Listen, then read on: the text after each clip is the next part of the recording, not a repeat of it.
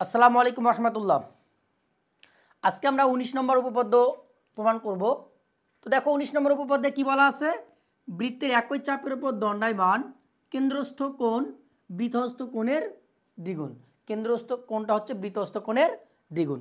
তো এই প্রমাণটা করার আগে আমরা একটু এই প্রমাণটার জন্য বেসিক কিছু আগে জেনে নেই। আই হোপ তোমরা এগুলো জানো, তারপরে একটু আলোচনা করে নিই। আমরা দেখো আমরা জানি যে ত্রিভুজের যদি দুইটি বাহু সমান হয়, একটা ত্রিভুজের যদি দুইটি বাহু সমান হয় তাহলে আমরা সেই ত্রিভুজকে বলি সমদ্বিবাহু ত্রিভুজ। ধরেন এই যে আমাদের এ বি সি ত্রিভুজের এ বি এবং হচ্ছে এসি বাহু সমান, এ বি এবং এসি বাহু সমান।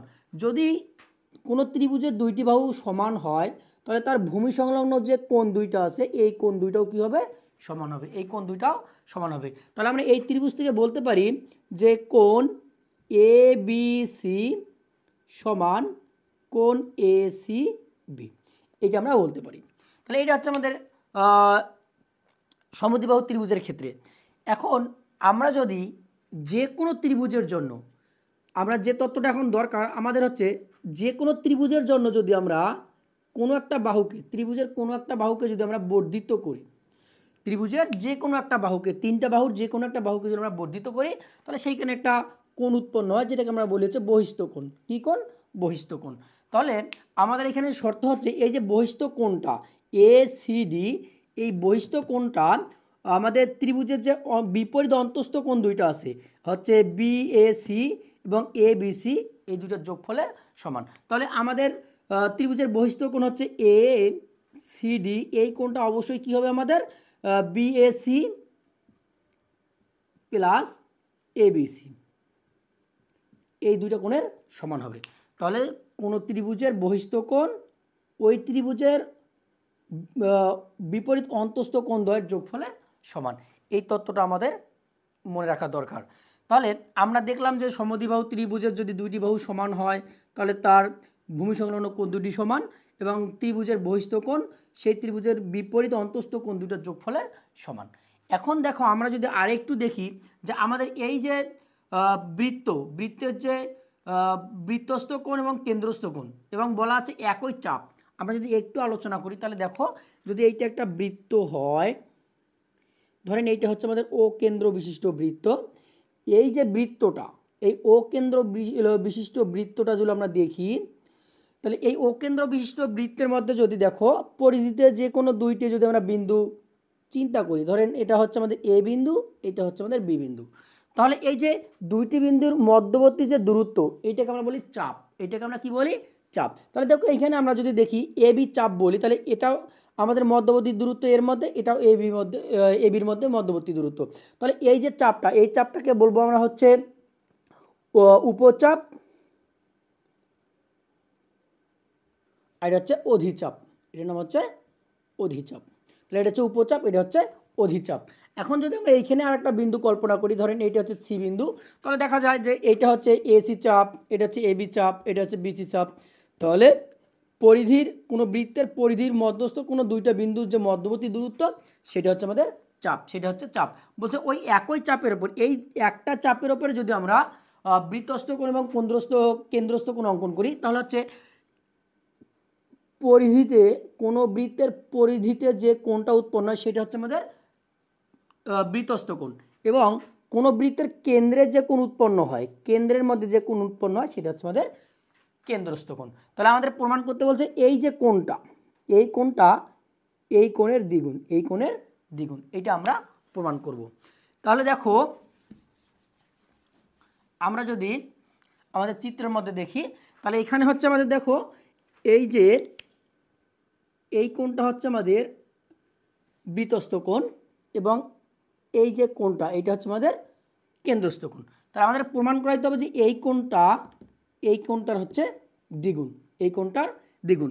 তো দেখো এই প্রমাণটা করার জন্য আমাদেরকে চিত্রের মধ্যে আরেকটু কাজ করতে হবে, সেটা হচ্ছে আমাদের এই এ বিন্দু থেকে কেন্দ্র ও দিয়ে আমাদের একটা রেখাংশ অঙ্কন করতে হবে, সেটা হচ্ছে আমাদের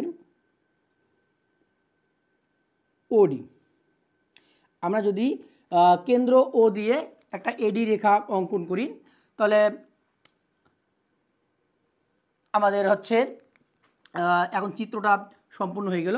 এখন আমরা এটা প্রমাণ করতে পারবো যে হচ্ছে আসলে আমাদের হচ্ছে কেন্দ্রস্থ কোণ হচ্ছে বৃত্তস্থ কোণের দ্বিগুণ। তো দেখো একটু প্রমাণটা। প্রমাণ তো আমরা দেখি আমাদের প্রমাণের জন্য দেখো এইখানে একটা ত্রিভুজ আমাদের অঙ্কিত হয়েছে, এইখানে একটা ত্রিভুজ অঙ্কিত হয়েছে।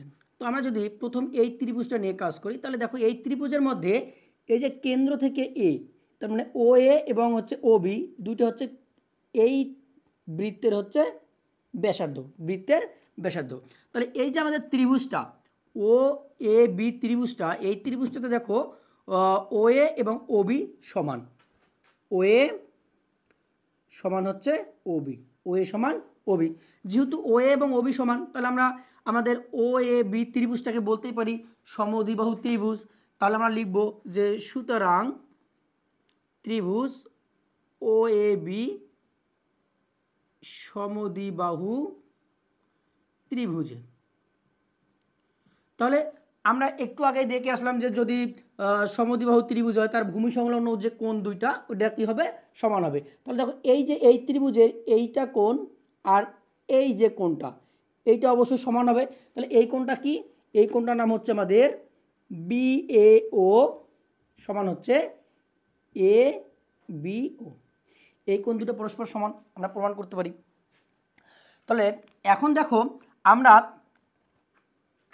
যদি দেখি যে এই এ ডি যে রেখাংশটা এই ত্রিভুজের দেখো এইখানে একটা বর্ধিত কোণ, এই ত্রিভুজের একটা বহিস্থ কোণ তৈরি করছে। তাহলে আমরা বলতেই পারি যে এই যে কোণটা বি ও এ ডি এই কোণটা অবশ্যই আমাদের হচ্ছে এই যে বিপরীত অন্তস্থ কোণ দ্বয়ের যোগফলের সমান। আমরা লিখতে পারি ত্রিভুজ ও এ বি এর বহিস্থ কোণ বি ও, এখানে লিখি, এখানে লিখি যে বহিস্থ কোণ বি ও ডি সমান অন্তস্থ কোণ দ্বয়ের যোগফল, অন্তস্থ কোণ হচ্ছে আমাদের বি এ ও যোগ হচ্ছে A B O, A B O.